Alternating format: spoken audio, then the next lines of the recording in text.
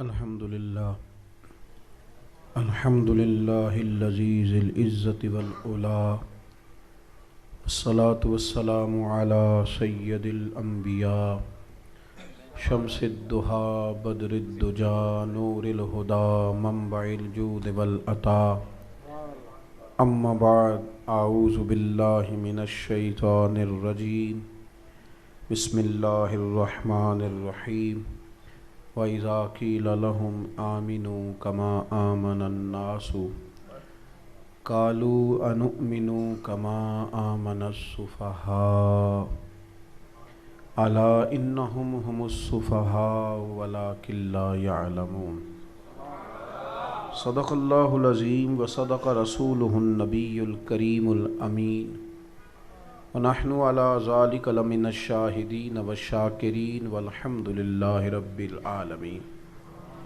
ان اللہ وملائکتہ یصلون علی النبی یا ایہا الذین آمنوا صلوا علیہ وسلموا تسلیما اللہم صلی علی سیدنا محمد معدن الجود والکرم وآلہ وبارک وسلم۔ تمام تعریف حمد و ثنا اللہ تعالیٰ جل مجدہ الکریم کے لیے۔ درود و سلام نبی اکرم نور مجسم شفیع معظم احمد مجتبیٰ جناب حضرت محمد مصطفیٰ اعلیٰ تحیت و ثنا کی ذات والا صفات کے لیے حمد و صلات کے بعد انتہائی قابل تکریم حاضرین سامعین، بالخصوص اسٹیج پہ جلوہ فراز علماء کرام، مشائخ عظام، حاضرین، ہمارے بھائیوں نے یہ بڑا خوبصورت اہتمام کیا ہے، نبی اکرم صلی اللہ تعالیٰ علیہ وسلم کی میلاد شریف کی بزم کو سجایا ہے۔ اللہ تعالیٰ بشارت صاحب کو، ان کے بھائیوں کو، تمام معاونین کو بہت ساری برکتوں سے مالا مال فرمائے۔ عزیز دوستو، قرآن مجید فرقان حمید نے نبی پاک صلی اللہ تعالیٰ علیہ وسلم کے صحابہ کا ذکر کیا ہے، اور ذرا انفرادی انداز میں کیا ہے۔ تقلید جو ہوتی ہے نا، انسان کسی کا مقلد ہوتا ہے، وہ اعمال میں ہوتا ہے، عقیدے میں نہیں ہوتا۔ ہم جو رب رسول کو مانتے ہیں تو امام اعظم کے کہنے پہ نہیں مانتے، اللہ رسول کو ماننا چاہیے اس لیے رب رسول کو مانتے ہیں۔ اعمال میں تقلید ہوتی ہے، ہم فقہی احکام میں ان کے مقلد ہیں، عقیدے میں تقلید نہیں ہوتی، لیکن عقیدے کی کوئی نہ کوئی مثال ضرور ہوتی ہے کہ میرا عقیدہ اس عقیدے کی طرح ہے، میرا وہ نظریہ ہے جو فلاں آدمی بھی بیان کر رہا تھا، اگرچہ اس میں تقلید نہیں۔ آپ قرآن مجید فرقان حمید کو ملاحظہ فرمائیں تو اللہ تعالیٰ نے فرمایا، اور بات کی منافقین کی، فرمایا جب منافقین سے کہا جاتا ہے نا ایمان لاؤ، وَإِذَا قِيلَ لَهُمْ آمِنُوا، جب ان سے کہا جاتا ہے ایمان لاؤ، كَمَا آمَنَ النَّاسِ، جس طرح دوسرے لوگ ایمان لائے، یعنی جس طرح میرے نبی کے صحابہ ایمان لائے۔ یہ بالکل پہلا سپارہ ہے، اور آپ ان آیات کو دیکھ لیں، بالکل دوسرا رکوع ہے یہ سورہ بقرہ کا۔ وَإِذَا قِيلَ لَهُمْ آمِنُوا، جب ان سے کہا جائے ایمان لاؤ، كَمَا آمَنَ النَّاسِ، جیسے صحابہ ایمان لائے۔ وہ بھلا جواب کیا دیتے ہیں؟ قَالُوا أَنُؤْمِنُ كَمَا آمَنَ السُّفَهَاءُ۔ ترجمے پر خاص غور فرمائیے گا، وہ جواب میں منافق یہ کہتے ہیں کہ کیا ہم ان بیوقوفوں کی طرح ایمان لائیں؟ معاذ اللہ۔ یعنی وہ صحابہ کو کہتے ہیں کہ ٹھیک ہے، کلمہ پڑھنا تو ٹھیک ہوا، اور حضور سید عالم علیہ السلام کو نبی ماننا تو ٹھیک ہوا، پر یہ کیا ہوا کہ ہر چیز ہی حضور پہ قربان کر دی؟ وہ اس کو معاذ اللہ بیوقوفی کہہ رہے ہیں، کہتے ہیں کہ ہم ان بیوقوفوں کی طرح ایمان لائیں۔ رب کیا فرماتا ہے، اللہ کیا فرماتا ہے، اور جو صحابہ پر تان کرے اس کو رب کیا فرماتا ہے؟ فرمایا الا انہم ہم السفہاء، خبردار ہو جاؤ، میرے محبوب کے غلاموں کو بیوقوف کہنے والے خود بیوقوف ہیں، وَلَٰكِن لَا يَعْلَمُونَ، لیکن جانتے بھی نہیں، بیوقوف بھی ہیں اور اس کا علم بھی نہیں رکھتے۔ نبی پاک صلی اللہ تعالیٰ علیہ وسلم کے غلاموں کا، صحابہ کا اعزاز پتہ کیا تھا؟ انہوں نے نا جس طرح منافقین کہتے تھے نا، عبداللہ بن ابی سلول کہا کرتا تھا کہ میں کلمہ پڑھتا تو ہوں، مسجد آتا تو ہوں، اب تم معاذ اللہ کہتے ہو کہ میں محمد ابن عبداللہ کی عبادت بھی کروں تو یہ نہیں مجھ سے ہوتی۔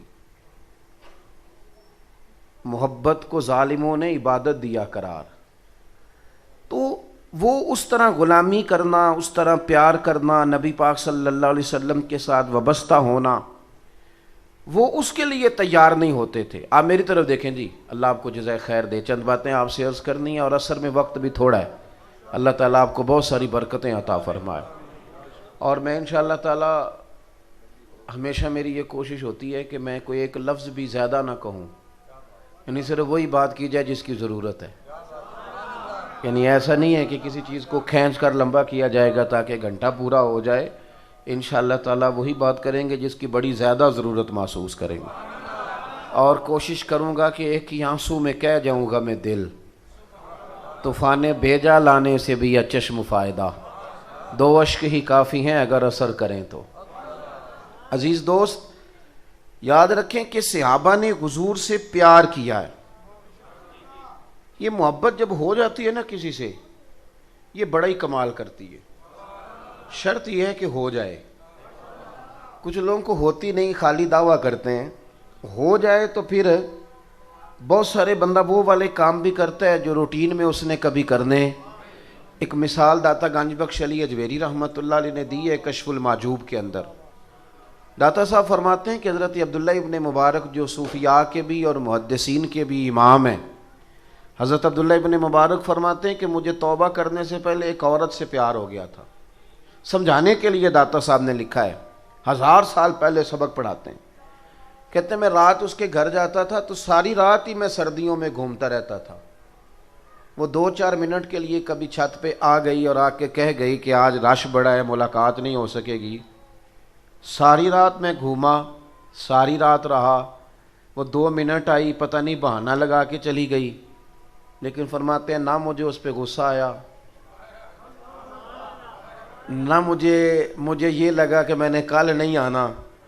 فرماتے ہیں کہ میرے دل میں پھر بھی آواز آتی تھی کہ بیچاری مجبور ہے، کسی تکلیف میں ہے، پیار جو تھا۔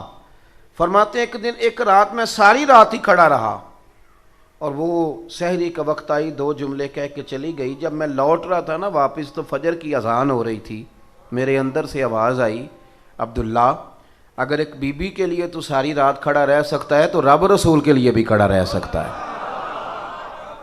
وہاں اگر تو کھڑا رہ یہ آپ یقین کریں، یہ نا لوگ بہانہ کرتے ہیں کہ ہمیں حضور سے پیار ہے، اگر تھوڑی توجہ کرے نا تو محبت تو بڑا کچھ کراتی ہے۔ یہ بچی امیر گھر کی اور لاڈلی بیٹیاں ہماری، باپ بھی پیار کرتا ہے، اماں بھی پیار کرتی ہے، محبت کرتی ہے۔ ہوتا یہ ہے کہ وہ اللہ تعالیٰ آپ کو جزائے خیر دے جی، پیسے آ گئے، جتنے آ گئے اتنے بھی بڑے ہیں میرے لیے، اللہ آپ کو جزائے خیر۔ پیسے لینے کے لیے آتا تو پھر تو آنے سے پہلے کوئی حساب کتاب کرتا نا، اللہ آپ کو جزائے خیر دے۔ سانو تخت ہزارے دی لوڑ کیے نالے کی لگے شہر بمبول دے نال، اسی تے اپنی بال کے سیکنے ہیں، سانو کی لگے کسی اور دے نال، ہم ذرا اس معاملے میں بے نیاز ہیں، اللہ آپ کو جزائے خیر عطا فرمائے۔ تو آپ نہ بس میری بات پہ توجہ کریں، یہ میرے لیے زیادہ ضروری ہے۔ عزیز دوست غور فرمائیں،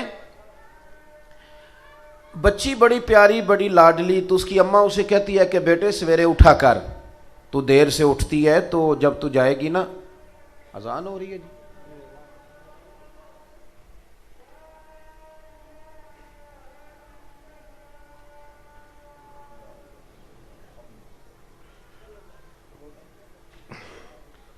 تو ماں اس کو سمجھاتی ہے کہ بیٹے تو سویرے اٹھا کر، تو بچی کہتی ہے اماں مجھے اب تو سونے دینا، جب ساس کے پاس جاؤں گی تو دیکھی جائے گی۔ اماں کہتی ہے کہ وہ تیری ساس پھر شکوہ کرے گی کہ تیری اماں نے سکھایا کچھ نہیں، لیکن بچی نہیں مانتی، سوئی رہتی ہے۔ پھر شادی ہو جاتی ہے، اس کا خاوند اسے کہتا ہے کہ تو سویرے نہیں اٹھتی، میری اماں اعتراض کرتی ہے جلدی اٹھا کر، کہتی ہے کوشش کرتی ہوں پر نہیں نا میری آنکھ کھلتی، بڑی تنقید، بڑا اس پر اعتراض، پر نہیں اٹھتی۔ لیکن پھر اللہ تعالیٰ نا اسی بیٹی کو ایک بیٹا عطا کرتا ہے، وہ جو سویرے فجر کے وقت 6 بجے بھی نہیں نہ اٹھتی تھی، اس کا بیٹا رات کو وہ اٹھتی بھی، اور پھر جب اٹھتی تھی 6 بجے تو پھر بھی وہ گھنٹہ لگاتی واش روم جانے میں، تیاری کرنے میں، اٹھتی ہے تو پھر بھی بڑی سست ہے. لیکن اسی بیٹی کو اللہ نے ایک بیٹا دیا جو سویرے نہیں اٹھتی تھی. اس بیٹے نے نا 2:30 بجے رات کو ہلکی سی سی کی ہے، صرف سی ہلکی سی، پورا رویا بھی نہیں، پتہ ہی نہیں چلا کب باورچی خانے میں چلی گئی اور دودھ ڈال کے بھی لے آئی ہے. اب اسے پوچھو کہ اب آنکھ کس طرح کھلتی ہے. چلیں ایک مثال اور دیتا ہوں، وہ ذرا جلدی سمجھ میں آئے گی. میں ایک مثال اور دیتا ہوں. آج کل نا ہمارے بچے جا کے برگر کھا آتے ہیں رات کو، گھر آ کے بتاتے نہیں. تو اماں بیچاری منتیں کرتی ہے، پتر کھانا کھا لے، تو کہتے نہیں آپ لوگوں نے آلو مٹر پکایا، میں نے نہیں کھانے، حالانکہ کھایا ہے برگر. تو 2-4 دفعہ اماں کہتے ہیں میرا بیٹا بتا کیا کھانا ہے، تو ابا جی قریب سے نا میری طرح کہہ دیتے ہیں چپ کر، بھوک لگے گی تو آپ ہی کھا لے گا، تو چھوڑ. لیکن وہ ہے ماں، وہ پھر منتیں کرتی ہے، وہ کہتی ہے چل تو جو کہتا ہے. جب تک اسے یقین نہ آ جائے کہ اس نے کھا لیا وہ سوتی نہیں. وہ کسی دانشور نے کہا تھا کہ ایک شخص کی بیوی فوت ہو گئی تو اس نے ایک اور نکاح کر لیا. تو ایک بیٹا تھا 8-10 سال کا، سوتیلی ماں کے ساتھ رہتا تھا. تو کچھ دنوں کے بعد پوچھا کہ بیٹا تیری پرانی اماں ٹھیک تھی یا یہ ٹھیک ہے؟ تو کہنے لگا ابا یہ سوتیلی ماں ٹھیک ہے. اس نے کہا وہ کیوں؟ کہنے لگا وہ پرانی جو سگی اماں تھی وہ جھوٹ بڑے بولتی تھی، یہ سچ بولتی ہے. اس نے کہا کس طرح؟ تو کہنے لگا ابا جب میں سگی اماں کے ہوتے شرارت کرتا تھا تو وہ کہتی تھی کہ آج تجھے روٹی نہیں دینی، لیکن جھوٹی تھی. آدھا گھنٹہ نہیں گزرتا تھا تو گلیوں میں ڈھونڈتی پھرتی تھی کہ میرے پتر نے روٹی نہیں کھائی. اتنی جھوٹی، ابھی کہہ رہی تھی نہیں دینی. اور یہ جو آئی ہے یہ سچی ہے. میں شرارت کرتا ہوں تو کہتی ہے روٹی نہیں دینی، پھر میں ساری رات روتا بھی رہوں تو نہیں دیتی. سچی. اس نے کہا تھا عشق ایک ڈھونگ ہے. میں نے پھر اسے کہا تجھے عشق ہو خدا کرے، پھر کوئی تجھے اس سے جدا کرے، پھر تو اسے تسبیحوں پہ پڑا کرے، پھر تو گلی گلی پھرا کرے، پھر تو اسی کا نام جپا کرے، پھر میں کہوں کہ عشق ایک ڈھونگ ہے اور تو نہیں نہیں کہا کرے. صحابہ کرام کو نہ پیار ہو گیا مدینے والے سے. جینا مرنا اٹھنا بیٹھنا اوڑھنا بچھونا، مطلب توجہ لگ گئی. آپ کو ہو جائے صحیح کسی سے پیار، آج بھی ہو جاتا ہے. یہ جوان بچہ ساری زندگی پردیس نہیں نکال آتا، بچوں کا کچھ بن جائے، بچوں کا کچھ بن جائے، بچوں کا کچھ بن جائے. پیار جو ہو گیا یہ نہیں چاہتا کہ میرے بچے کمزور رہیں. اگر محبت خالص ہو جائے تو وہ کام بھی کراتی ہے جو بندہ روٹین میں. حضرت صدیق اکبر رضی اللہ تعالیٰ عنہ اپنے مزاج کے لحاظ سے نرم طبیعت کے آدمی، بچوں کو بھی کبھی نہیں جھڑکا، ٹھنڈے آدمی اور اطمینان کے ساتھ وقت گزارنے والے، اور صحابہ کرام میں نرم مزاج آدمی. لیکن ایک دن ان کے والد آئے حضور کی بارگاہ میں اور آ کے کہنے لگے کہ یہ کیا ہوا، یہ کیا سکھایا ہے معاذ اللہ آپ نے؟ حضور نے فرمایا کیا ہوا؟ کہنے لگے آج مجھے ابو بکر صدیق نے تھپڑ مارا ہے. حضور نے فرمایا بلاؤ ابو بکر کو. حاضر خدمت ہوئے، گردن جھکا کے کھڑے ہو گئے. حضور فرمانے لگے ابو بکر لوگوں کو تو یقین ہی نہیں ہو رہا، آپ باپ کو ماریں گے؟ آپ نے تو بچوں کو نہیں کبھی جھڑکا، یہ کیا ہوا؟ تھوڑی دیر گردن جھکائے رکھی. کریم فرمانے لگے آپ بولتے کیوں نہیں؟ جناب صدیق اکبر نے سر اٹھایا تو داڑھی آنسوؤں سے بھری ہوئی تھی، رو پڑے. کہنے لگے یا رسول اللہ میرے ابا سے کہیں یہ خنجر اٹھائیں اور میری گردن کاٹ دیں، میں سی بھی نہیں کروں گا، پر حضور ان سے کہہ دیں یہ آپ کی شان میں کوئی بات نہ کریں. ان سے یہ کہہ دیں سونیا یہ میری مجبوری سمجھیں، میں سارا کچھ سہ لیتا ہوں، پر مدینے والے کی کوئی بے ادبی کرے مجھ سے سہا ہی نہیں جاتا. آج میرے باپ نے آج آپ کی شان میں بے ادبی کی ہے. حضور میرے پاس ہاتھ ہی تھا، میں نے تھپڑ مارا ہے، مجھے اللہ کی عزت کی قسم اگر تلوار ہوتی تو آج ابا کا سر کاٹ دیتا. یہ جنون، یہ کیوں لوگوں کے لیے مشکل ہے نماز پڑھنا؟ اس کو سوچیں کبھی آپ، کیوں مشکل ہے لوگوں کے لیے؟ بڑا نیک بڑا دیندار پرہیزگار حاجی نمازی آدمی، لیکن شادی والے دن وہ بھول جاتا ہے سارا دین. اسے بھول جاتا ہے کہ آج برات ہے تو آج بھی میں عاشق رسول ہوں. ناراض ہو گئے ہو؟ اللہ آپ کو خوش رکھے، ہو بھی جاؤ گے تو کوئی مسئلہ نہیں، اس لیے کہ میں صحیح بات کر رہا ہوں۔ او بھائی دیکھیں نا، کسی بندے کے نیک نمازی ہونے کا پتہ تو تب چلے گا جب اس کے بیٹے کا بیاہ ہوگا، جب اس کے گھر میں ولیمہ ہوگا، جب کسی کا انتقال ہوگا، اب پتہ چلے گا یہ کتنا نیک ہے۔ محفل میلاد میں تو میری طرح سارے نیک ہوتے ہیں، اس میں تو جس سیاستدان نے کبھی ٹوپی نہیں پہنی وہ بھی جب اترتا ہے تو کسی سے ادھاری لے کے پہن لیتا ہے۔ یہاں تو سب ٹھیک ہو جاتا ہے، یہاں کا تو مسئلہ ہی نہیں۔ مسئلہ تو تب بنے گا کہ جب ہم اپنے گھر کے اندر بھی رسول اللہ کی محبت کو نافذ کریں گے، جب ہمارا رواں رواں حضور سے پیار کرے گا، لب و لہجہ اور ہماری باطن کی توجہ بھی حضور کی جانب ہوگی۔ نبی پاک صلی اللہ علیہ وسلم کے غلاموں نے نا حضور سے پیار کیا، اور آپ یقین کریں انہوں نے کھل کے پیار کیا، اور انہوں نے حضور سے محبت کی۔ اور کمال دیکھو، ایک بات یاد رکھنا، بغیر محبت رسول کے بھی بہت سارے لوگ ہیں جو دعویٰ کرتے ہیں کہ میں قرآن و سنت جانتا ہوں، میں پڑھتا ہوں، کہتے ہیں میں محبت کرتا ہوں تو تبھی تو مسجد آتا ہوں۔ لیکن یاد رکھنا، کچھ مہمان ان سے بندہ ملنے جاتا ہے تو میں اکثر دوستوں سے کہتا ہوں کہ دو قسم کی شادیوں پہ ہم جاتے ہیں۔ ایک وہ شادی پہ جاتے ہیں جس پہ ابا بھیجتا ہے کہ جا بیٹے شریکے کی شادی ہے، تو بیٹا کہتا میرا نہیں دل کرتا، شریکہ میں نے نہیں جانا، کہتے چلا جا، تو وہ جاتا ہے پر عین ٹائم پہ اور آ جاتا ہے۔ اور ایک رشتہ داری بھی کوئی نہیں، تعلق بھی کوئی نہیں، پر پیار بڑا گہرا ہے، کلاس فیلو ہے، محبت بڑی ہے۔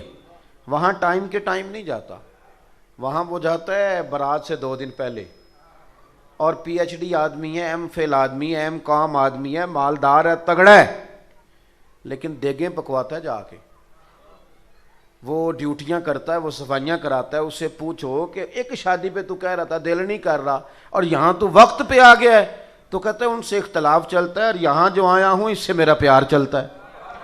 آپ بات کو سمجھ لیں، ہمارے بزرگوں نے جو محبت رسول پر زور دیا، ہمارے بزرگوں نے جو حضور کی غلامی کا درس دیا، تو انہوں نے کہا کہ جب پیار کرو گے نا، پھر دین بوجھ نہیں بنتا، پھر تکلف نہیں ہوتا، پھر انسان کو زندگی اس کی مزیدار ہوتی، پھر اسے سکون ملتا ہے، اسے وارفتگی نصیب ہوتی، اسے ذوق آتا ہے۔ حضرت سیدنا انس بن مالک فرماتے ہیں، صاحب طبقات نے روایت لکھی ہے، نبی پاک صلی اللہ علیہ وسلم نے نا ایک جنگ کے موقع پر صحابہ سے فرمایا کہ ہر بندہ لائے آج کچھ نہ کچھ اور جنگ میں پیش کرے، بہت زیادہ ضرورت ہے مجاہدین کے خرچے کے لیے، ہر بندہ چندہ دے۔ جب حضور نے کہا نا ہر بندہ دے، تو کہتے ہیں کہ عبداللہ مزنی نام کے صحابی تھے، بیچارے غریب تھے، غریب زندگی ڈر کے گزار دیتا ہے، وزیر سے بھی ڈرتا ہے، پیر سے بھی ڈرتا ہے۔ حالات کے سہمے ہوئے لوگوں کو بتا دو، حالات بدل جاتے ہیں، ایک جیسے نہیں رہتے۔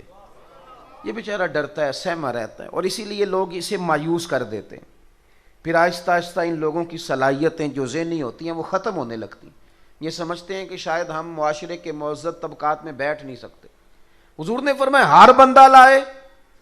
حضرت عبداللہ مزنی، کچھ لوگوں نے ایک اور نام بھی لکھا ہے صحابی کا، وہ کہتے ہیں میرے پاس کچھ بھی نہیں تھا، لیکن حضور نے فرمایا نہ لاؤ،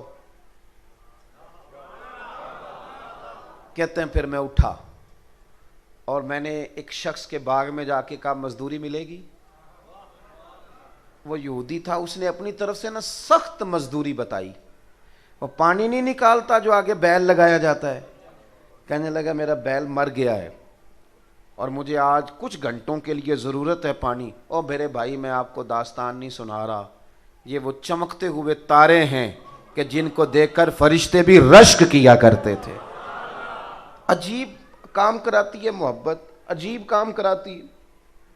اس صحابی نے پتہ کیا کیا، جہاں بیل ڈیوٹی کرتا ہے وہاں گلے میں پٹا ڈال لیا اور اس کنویں کے گرد گھومنا شروع کر دیا، تینوں لب دیاں آپ گواچے، سانو اپنی خبر نہ کوئی، ساتھوں پارے نہیں ککھ گلیاں دے، تے سانو تے آکھ دے لوگ شدائی، اسا ننگ نموس دا ساڑ تے چولا، او سجنا گل پہنے تاج گدائی، آزم اپنا آپ گوایا ہی تاں یار نے چاہتی پائی۔ فرماتے ہیں میں وہاں گھومتا رہا، آخر انسان تھا، نازک وجود تھا، تھوڑا جسم پھٹ گیا، اور چند کلو کھجوریں مجھے مزدوری میں ملی۔ اور میں نے انہیں پلو سے باندھا اور سارے رستے روتا بھی تھا اور سوچتا بھی تھا کہ جہاں عثمان غنی جیسے لوگوں نے ڈھیر دیے ہوں گے، عبد الرحمن ابن عوف جیسے لوگوں نے ڈھیر دیے ہوں گے، وہاں میرا یہ چند کلو کھجوروں کا نذرانہ کیا کرے گا؟ کہتے ہیں قربان جاؤں، روتا سسکتا پہلے گھر گیا، کچھ تھوڑا خون لگ گیا تھا، وہ کپڑے بدلے اور پھر وہ لے کے نا بارگاہ ناز میں، کہتے میں پہلے بھی جاتا تھا، آج لوگوں میں نے رنگ ذرا نرالا دیکھا۔ جب میں دروازے رسول پہ گیا تو میرا چہرہ دیکھ کے مدینے والے اٹھ کے کھڑے ہو گئے اور فرماتے ہیں کھجوریں پکڑانے سے پہلے حضور نے دونوں بازو کھولے یوں کر، اور جب میں کریم کے گلے کے ساتھ لگا تو تھوڑی سی میں نے ہائے کی تو میرے نبی پاک صلی اللہ علیہ وسلم نے فرمایا یہ کھجوریں ادھر لا نا۔ کہتے ہیں وہ کھجوریں چند کلو تھی اور مسجد نبی میں مال کا ڈھیر لگا ہوا تھا، حضور نے وہ کھجوریں اٹھائیں، سارے مال پر بکھیر دیں اور حضور فرمانے لگے غم نہ کرنا، جتنا یہ سارا ڈھیر دینے والوں کو اجر دے گا نا میرا رب، اتنا تجھے اکیلے کو میرا اللہ اجر عطا فرمائے گا، اتنا تجھے اکیلے کو رب کریم اجر۔ محبت مصطفیٰ میں نا رچ بس گئے وہ لوگ، یعنی جس رستے حضور نے چلایا وہ چل دیے۔ آپ یقین کریں یہ واحد جماعت ہے دنیا میں، جماعت صحابہ، انہوں نے حضور سے کبھی سوال ہی نہیں کیا حضور یہ کس طرح ہے وہ کس طرح، بس سونے نے جو کہہ دیا۔ آج میرا مسلمانوں سے کچھ گفتگو کرنے کا کئی دفعہ ہمارا آپس میں موقع بنتا ہے تو میں بڑی بڑی عجیب باتیں سنتا ہوں۔ لوگ پوچھتے ہیں کہ سود حرام کرنے کی ویسے حکمت کیا ہے؟ وہ آپ کو پتہ ہے نا، ہمارے ایک سابقہ صدر صاحب نے بھی کہا تھا مولوی کوئی گنجائش نکالے، سود کے بغیر کام نہیں چلتا۔ یہ ذہنی اختراع ہے، آپ جتنے دین سے دور چلے جاتے ہیں نا اتنا آپ کا نفس آپ کو کوئی نہ کوئی وسوسہ سکھاتا جاتا ہے۔ کیوں؟ اس لیے کہ اب ہم پیسہ روزی روٹی کے لیے نہیں کماتے، اب ہم بنگلہ کار کوٹھی کے لیے پیسہ کماتے ہیں، اور بنگلوں کی کوٹھیوں کی حد کوئی نہیں ہوتی۔ وہ آپ چھوٹی گاڑی میں بیٹھے ہوں تو پھر آپ کا دل چاہتا ہے کہ گاڑی تھوڑی بڑی ہونی چاہیے، اور جب بڑی مل جائے تو پھر آپ کا دل کرتا ہے اس کے ٹائر چھوٹے ہیں، کبھی بڑے ٹائروں والی مل جائے نا۔ یہ ایک مکان لے لیں، پھر آپ وہ جب خرید لیتے ہیں تو پھر وہ جو سامنے والا پلاٹ ہے وہ پریشان کرنے لگ جاتا ہے کہ کبھی یہ بھی مل جائے تو چلو اس میں گاڑی کھڑی کروں گا۔ یہ اس کی کار کوٹھی بنگلے کی کوئی حد ہوتی نہیں، یہاں کہیں رکتا ہی نہیں بندہ۔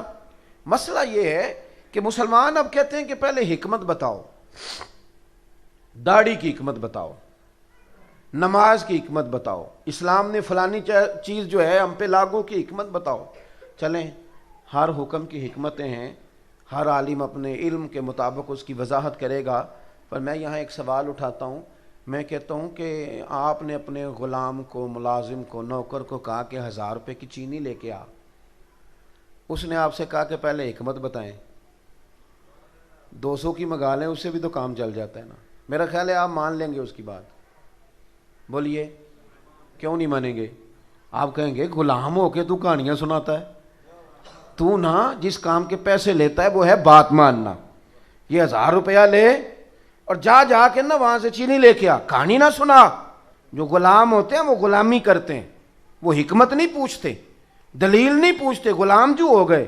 کو نہیں سمجھ آئی آپ کو میری بات؟ او بھائی، غلام غلامی کرتے ہیں، وہ حکمتیں ان کا کام ہے کہ جو کہہ دیا۔ حضرت امام احمد بن حنبل رحمۃ اللہ علیہ فرماتے میں بازار سے غلام خرید کے لایا، پر میں کوئی اللہ کا بندہ ہی لے آیا۔ کہتے ہیں ابھی تعارف ہی ہو رہا تھا، ضروری نہیں کہ بہت اعلیٰ شعر پر ہی وجد ہو، بندہ صاحب حال ہونا چاہیے۔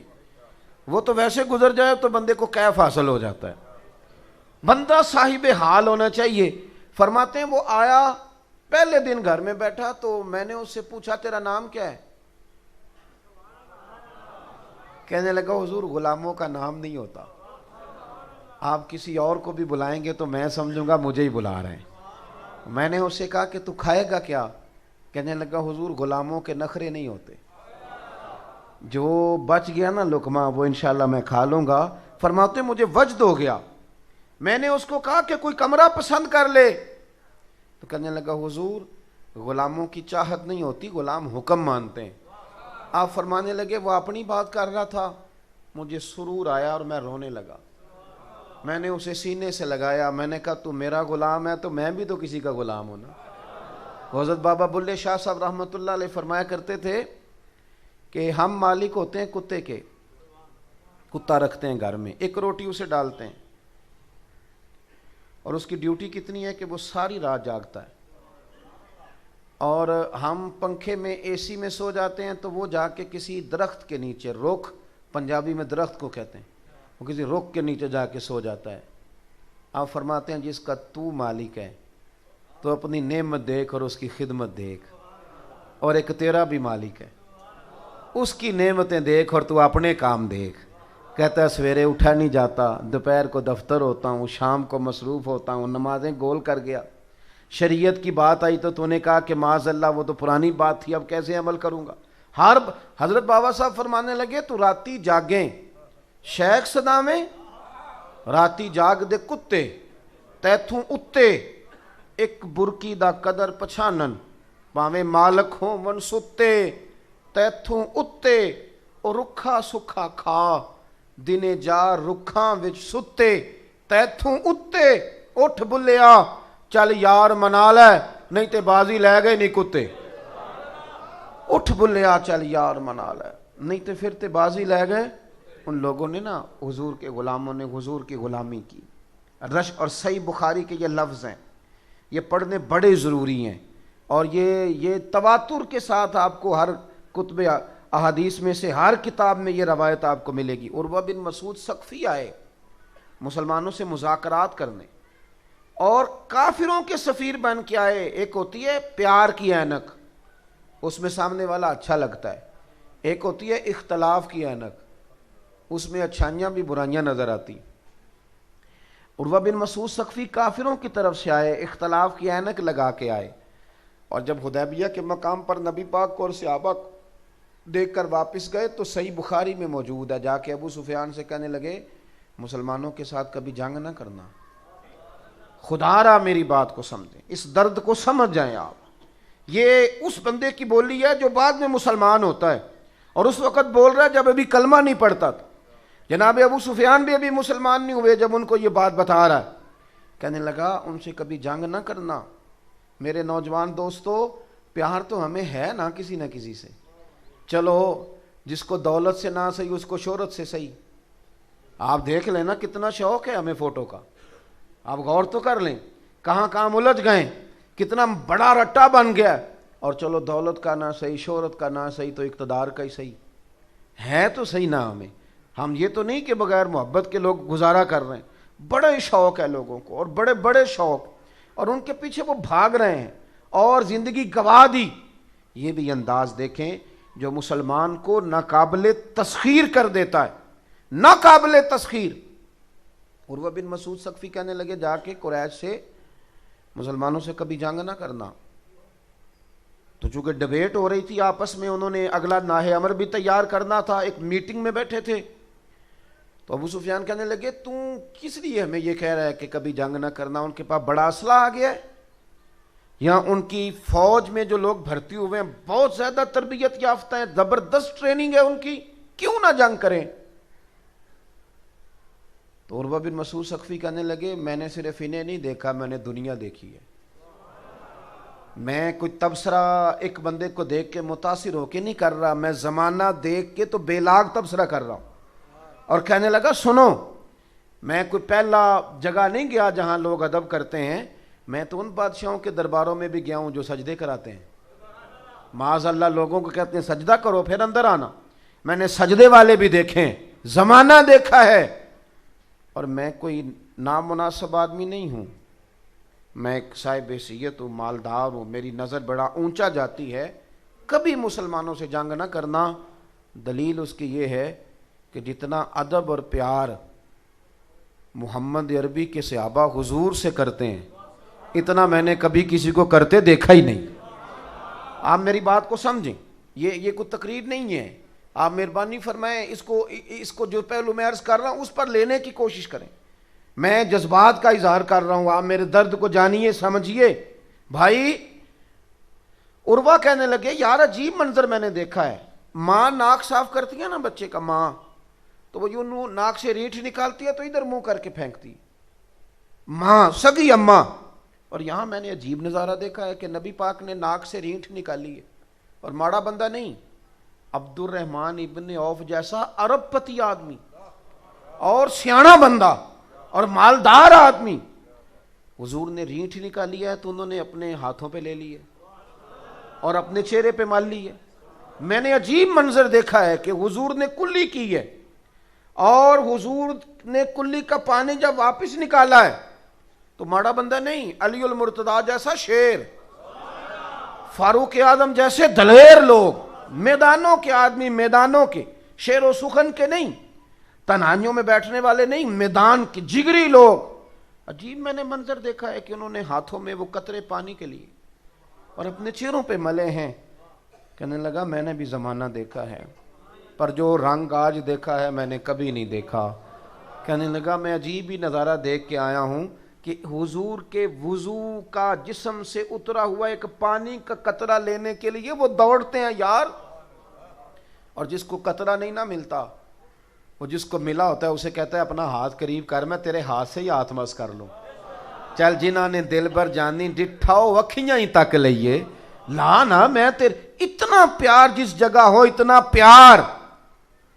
پھر مصطفیٰ کریم کے غلام اگر وضو کے پانی کے قطرے زمین پر نہیں نہ گرنے دیتے تو ان کے دین کا جھنڈا بھی نہیں گرنے دیں گے، وہ جھنڈا بھی دین کا کبھی نہیں گر. میرے بھائی ہم نے نا تیزی کے ساتھ دوسری محبتوں کو جگہ دی ہے، تیزی کے ساتھ ہم نے نا، اور ہمیں اپنا نقصان کیا ہے. ہم بے سکون سوتے ہیں رات کو، ہم کوئی مطمئن لوگ نہیں ہیں، ہم غیر مطمئن زندگی گزارتے ہیں. وجہ اس کی یہ ہے، لوگ کہتے ہیں جی پتہ کوئی نہیں کیوں پریشان رہتا ہوں، تو میں کہتا ہوں مجھے تو پتہ ہے، مجھ سے پوچھ لیں. وہ اس لیے کہ جب بھوک لگتی ہے تو پتہ ہوتا ہے نا کہ بھوک لگی ہوئی ہے، روح کو بھی بھوک لگتی ہے. وہ تجھے کہہ رہی ہے کہ آج کچھ نہ کر، آج مدینے والے کو یاد کر. وہ تو تجھے کہہ رہی ہے کہ آج رات کو سونا نہ، آج نہ ذرا تہجد میں اٹھ جانا، وضو بنا لینا، خوشبو لگا لینا اور درود شریف شروع کر دینا. اس طرف نہیں جاتا. یہ کہتا ہے دوست کو فون کر لو، موبائل پہ کچھ لگا لو، الجھ گیا ہے کہانیوں میں. خدا را اگر حضور کی غلامی کرو گے، نبی پاک سے پیار کرو گے، جینے کا مزہ آئے گا. میں آپ کو عرض کروں، ہم نے نا ساری زندگی یہ سنا ہے اپنے اساتذہ سے کہ الامر فوق الادب، کہ جب حکم آ جائے نا پھر حکم دیکھنا ہے، پھر ادب نہیں کرنا. یعنی ادب اور حکم میں اگر کسی چیز کو قبول کرنا ہے تو حکم کو قبول کرنا. ضرب المثل یہی ہے، اہل عرب اسی کو روزمرہ شمار کرتے ہیں. بس بات سمیٹنے لگا ہوں. عجیب منظر ہوا اسی حدیبیہ کے موقع پر نا، یہ جب صلح لکھی جا رہی تھی نا قریش کے ساتھ، تو تحریر کرنے کا ذمہ مولا علی شیر خدا کا تھا. حضرت مولا علی تحریر فرما رہے تھے تو حضرت علی نے معاہدہ لکھنا شروع کیا. لکھا کہ محمد الرسول اللہ صلی اللہ علیہ وسلم اور قریش مکہ کے درمیان معاہدہ. جب لکھا نا محمد الرسول اللہ صلی اللہ علیہ وسلم، تو وہ قریش میں سے بہت سارے لوگ بول پڑے، کہنے لگے جی یہ اس بات سے معاذ اللہ ہمیں اختلاف ہے، ہم آپ کو رسول اللہ ہی تو مانتے نہیں معاذ اللہ، اگر یہ مان رہے ہیں تو پھر جھگڑا کیا ہے؟ آپ یہاں محمد ابن عبداللہ لکھیں، رسول اللہ نہیں. تو اللہ کے رسول صلی اللہ علیہ وسلم نے فرمایا علی جھگڑے والی بات کوئی نہیں، میں محمد الرسول اللہ بھی ہوں اور محمد ابن عبداللہ بھی ہوں. اس طرح کرو رسول اللہ کاٹ کے تو ابن عبداللہ لکھ دو. سادی بات تھی نا. 1400-1500 لوگ ہیں جن کے بیچ ڈیوٹی مولا علی کی لگی لکھنے کی، اور حضرت علی نے لکھا بھی، کہا یہاں سے کاٹ کے نہ تو ابن عبداللہ کر دو. حکم آ گیا نا، پر مولا علی چپ کر گئے. حضور نے دوسری دفعہ فرمایا علی یہ رسول اللہ کاٹ کے تو ابن عبداللہ لکھ دو. مولا علی چپ کر گئے. یعنی حضور تو اشارہ بھی کریں تو فوراً حاضر ہو جائیں، لیکن یہاں 2 دفعہ صراحتاً وضاحتاً حکم ملا، پھر بھی چوپ ہیں. تیسری دفعہ حضور نے فرمایا علی یہ نا رسول اللہ کاٹ کے ابن عبداللہ کر دو. تو مولا علی شیر خدا کیا فرماتے ہیں، یہ مشکات میں آپ کو حدیث کے لفظ ملیں گے. کہنے لگے یا رسول اللہ مجھے اللہ کی عزت کی قسم مجھ سے کاٹا جاتا ہی نہیں. مجھے آپ کے قصیدے لکھنے تو آتے ہیں پر کاٹنے نہیں آتے. مجھ سے نہیں کاٹا جاتا یا رسول. اقبال کیا کہتے ہیں؟ اقبال کہتے ہیں اب تو بجھی ہے عشق کی آگ، اندھیر ہے، اب یہ مسلمان نہیں، یہ خاک کا ڈھیر ہے. اب کہاں وہ کیفیت، اب کہاں وہ سرور. حضرت مولا علی فرمانے لگے مجھ سے حضور میں کیا کروں، کوشش کرتا ہوں پر سونے مجبور ہوں، نہ قلم چلتی ہے، نہ ہاتھ اٹھتا ہے، نہ لکھا جاتا ہے. تن تندور تے ہڈیاں بالن، اسی تے ہاواں نال تپایا ہے، کپ کپ مکیاں پیڑے کیتے، عشق پلیتھن لایا ہے. تن دا سالن تے من دی ہانڈی، لون صبر دا پایا ہے. غلام فریدا وے میں ساری تیری، تینوں وجہ یقین نہیں آیا یا رسول اللہ؟ نہیں لکھا. آپ نا اس کیفیت، اور یہ کیفیت آج تک ہے لوگوں کی، آج تک ہمارے بزرگوں نے محنت کی تھی نا، آج تک یہ کیفیت ہے. میں آپ کو بڑی ذمہ داری سے بات کہنے لگا ہوں، بڑی ذمہ داری، بڑے تجربے سے. دعویٰ میرا ہی ہے، چونکہ میں پگڑی والا ہوں، داڑھی والا ہوں، پیر صاحب مولوی صاحب کہلاتا ہوں، دعویٰ میرا ہی ہے کہ عاشق رسول میں ہی ہوں، دعویٰ میرا ہی ہے. لیکن چونکہ یہ عشق رسول وراثت ہے اس امت کی، اور ہمارے بزرگوں نے محنت کی ہے، اس کا نتیجہ آج یہ ہے کہ میرا وہ جوان جو بالکل کلین شیف ہے اور بے نمازی ہے، اس کے کانوں میں بھی اگر درد سے مدینے والے کا نام لیا جائے نا تو اس کا بھی رواں رواں یا نبی کرنے لگتا ہے. یہ وراثت ہے، یہ اس امت. ابھی ہمارے بھائی بھی اشارہ کر رہے تھے، یاد رکھنا آپ کے ایٹم بم سے کوئی نہیں ڈرتا کافر، اس کو پتہ ہے کہ ایٹم بم کا کیا حال ہے، سارا پتہ ہے اسے. اور دیکھیں ایٹمی طاقت ہونا دنیا میں ایک بہت بڑی بات ہے، چھوٹی بات نہیں.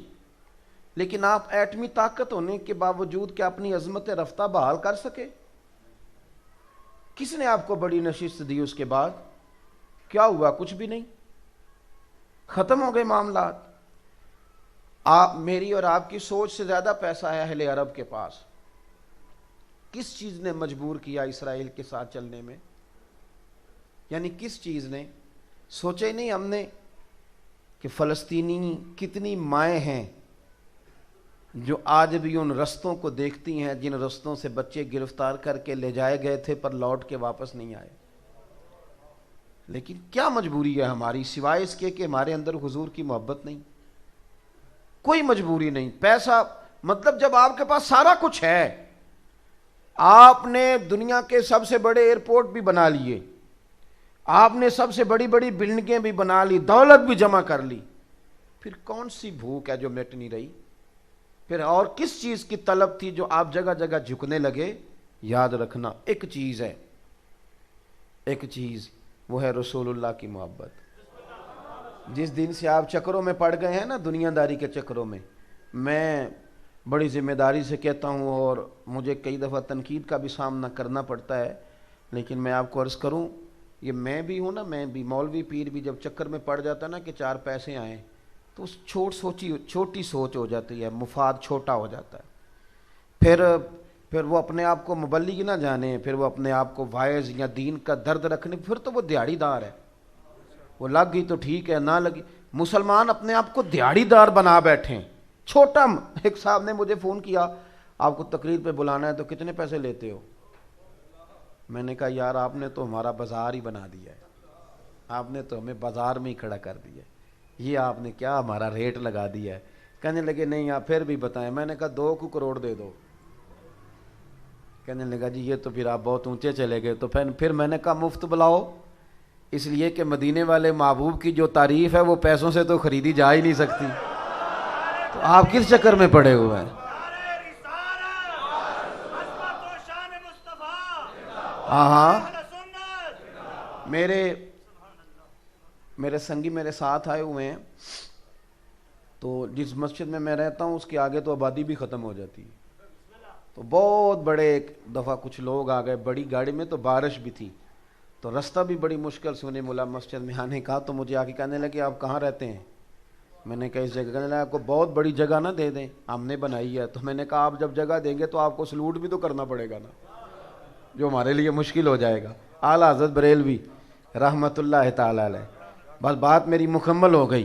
आला हज़रत बरेलवी दुकान पे सरसों का तेल लेने गए, दुकानदार को बोतल थमाई, कहा ये ना तेल की भर दो।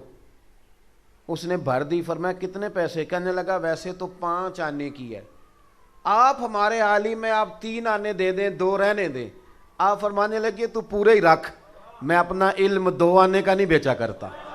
हाँ करो मद है अहले दुवल रजा, पड़े इस बला में मेरी बला, मैं गदा हूं अपने करीम का, मेरा दीन पाराए ना नहीं। अहले अरब याद रखना, तुम्हारी शान इसलिए है कि तुम मोहम्मद अरबी सल्लल्लाहु अलैहि वसल्लम के कबीले से हो, और अगर हुजूर से जुड़े रहोगे तो शानें मिलेंगी, अज़मतें मिलेंगी। वरना मुसलमानों के खून पर अगर तुम किले तामीर करोगे तो कभी भी कामयाबी तुम्हारे करीब। बड़ा जी लिया हमने चौधरी हो के, मलक हो के, बाट हो के, जाट हो के, अब थोड़ा इतना भी जिए कि हम और कुछ भी नहीं हैं, मदीने वाले के ग़ुलाम हैं। यूँ तो सैयद भी हो, मिर्ज़ा भी हो, अफ़गान भी हो, सभी कुछ हो, बताओ कि मुसलमान भी हो। बस ये मोहब्बत मुस्तफ़ा, इसमें जीना सीखें, हुजूर से प्यार करना सीखें। जब लोग सारी बातें कर रहे हो ना, तो आप थोड़ा रोक के कहें यार इस मौजू पर जो हुजूर का फरमान है वो भी बयान करो। आप ना अपने आप को घेर घार के हुजूर तक पहुँचाएँ, फिर देखें अल्लाह कितनी शान अता फरमाता है। आखिर दावा।